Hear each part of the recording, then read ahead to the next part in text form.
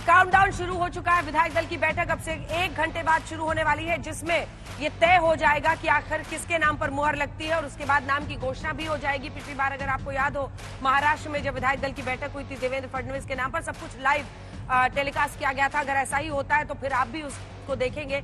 लेकिन इस बीच उस घड़ी का जिसके इंतजार में बीजेपी 27 साल से लगी हुई थी, वो घड़ी बहुत करीब आ गई है। कल शपथ ग्रहण समारोह होना है। अब से 1 घंटे बाद विधायक दल की बैठक हो जाएगी। प्रधानमंत्री मोदी दिल्ली की जिम्मेदारी किसे सौंप रहे हैं, ये साफ हो जाएगा। 7 बजे ये बैठक शुरू हो जाएगी। पर्यवेक्षक रविशंकर प्रसाद के पूर्व केंद्रीय मंत्री, अगर आपको याद हो, सांसद हैं पटना साहिब से। वहीं ओपी धनखड़ पूर्व केंद्रीय मंत्री विधायकों के साथ चर्चा करेंगे। दोनों को ही पर्यवेक्षक आज नियुक्त किया गया। जब संसदीय दल की बैठक हुई उसके बाद विधायक दल का नेता चुना जाएगा। 8 फरवरी को दिल्ली विधानसभा चुनाव के नतीजे आए थे, लेकिन अभी तक बीजेपी ने सीएम पर सस्पेंस बनाया हुआ है।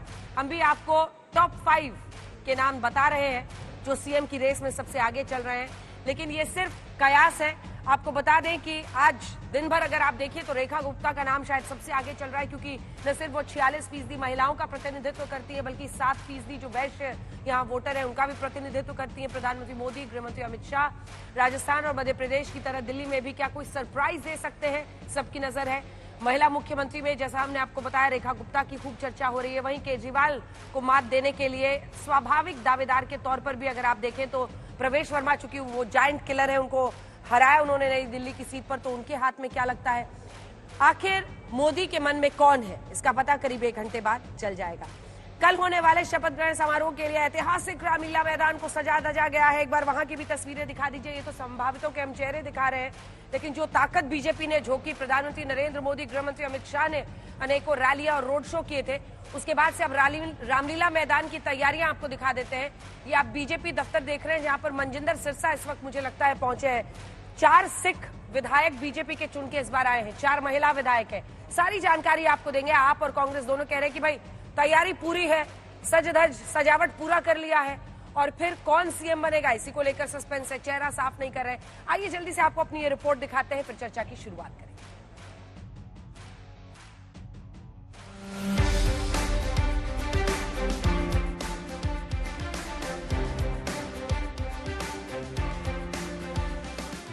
दिल्ली विधानसभा चुनाव के नतीजे आए 11 दिन हो गए, लेकिन बीजेपी की प्रचंड जीत के बावजूद अभी तक दिल्ली के सीएम के नाम का ऐलान नहीं हुआ है। लेकिन अब कुछ ही देर का इंतजार है। कुछ देर बाद विधायक दल की बैठक में मुख्यमंत्री के नाम की घोषणा की जाएगी। हमने तो चुनाव में भी सबको प्रतिनिधित्व दिया है, लेकिन ये निर्णय क्योंकि केंद्रीय नेतृत्व ने करना है, तो इस पर मेरा कुछ भी कहना ठीक नहीं, लेकिन हमारे पास योग्य चारों की कमी नहीं है। बीजेपी ने रविशंकर प्रसाद और ओपी धनखड़ को विधायक दल की बैठक के लिए पर्यवेक्षक बनाया है।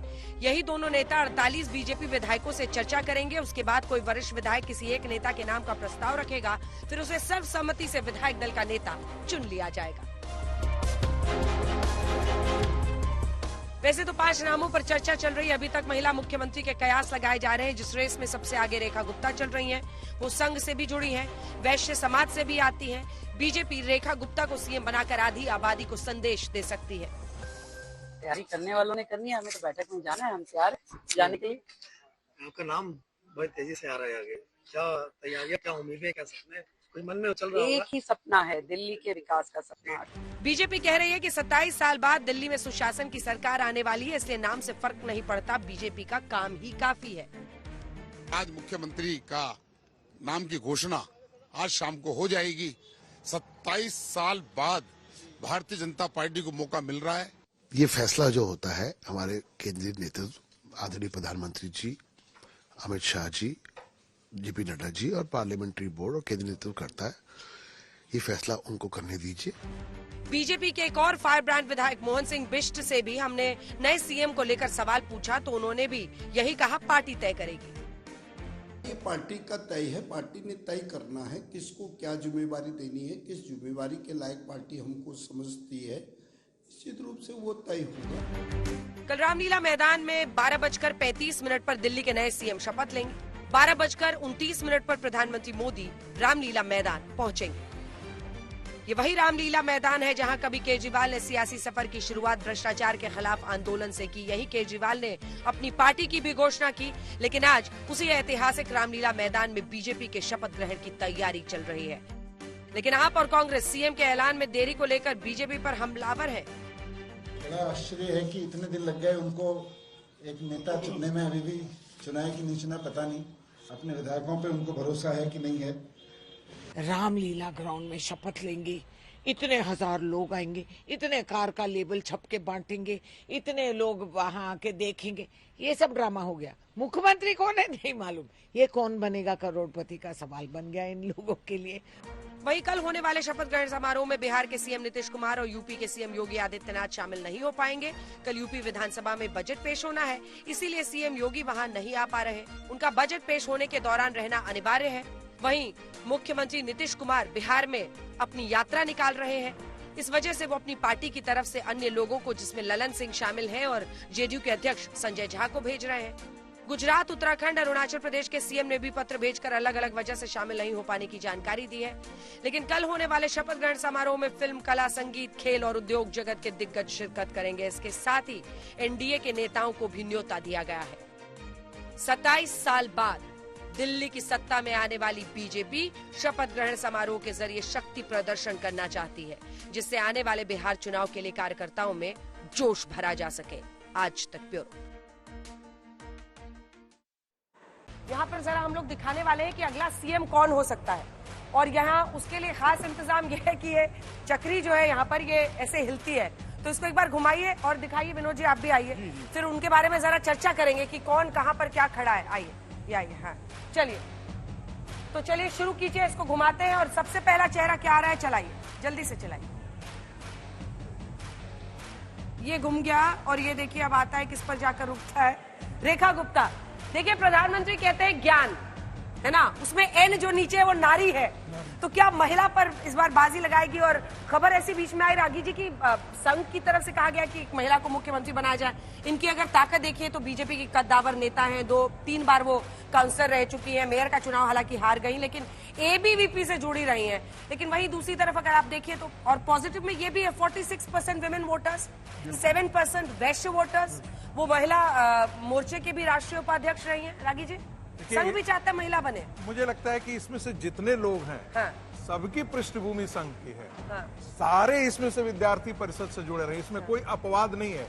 कि जितने चेहरे और जितने आपके नाम दिख रहे हैं, हाँ। उनका सभी का, चाहे वो प्रवेश वर्मा हो, चाहे वो आशीष सूद हो, वो छात्र संघ के अध्यक्ष भी रहे हैं, कि जितने लोग हैं इन सबका विद्यार्थी परिषद के साथ संबंध रहा है, राष्ट्रीय स्वयंसेवक संघ के साथ रहा है।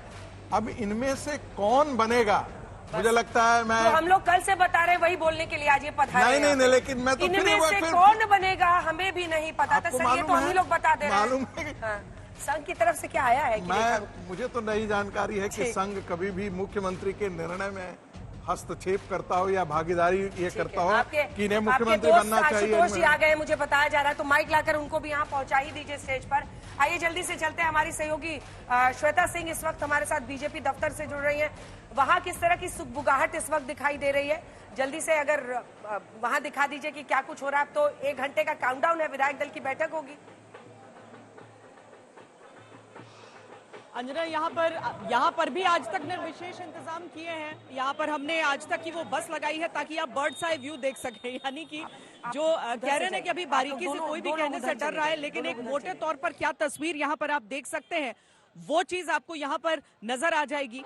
यहाँ पर 5:50 पर पहले विधायक यहाँ पर चले गए थे, यानी कुल जो जीते हुए विधायक हैं 48, उन सबको यहाँ पर आना है। 6 बजे से पहले मनजिंदर सिरसा भी यहाँ पर पहुंच गए थे, और उसके बाद से विधायकों का आने का यहाँ पर सिलसिला लगातार जारी है।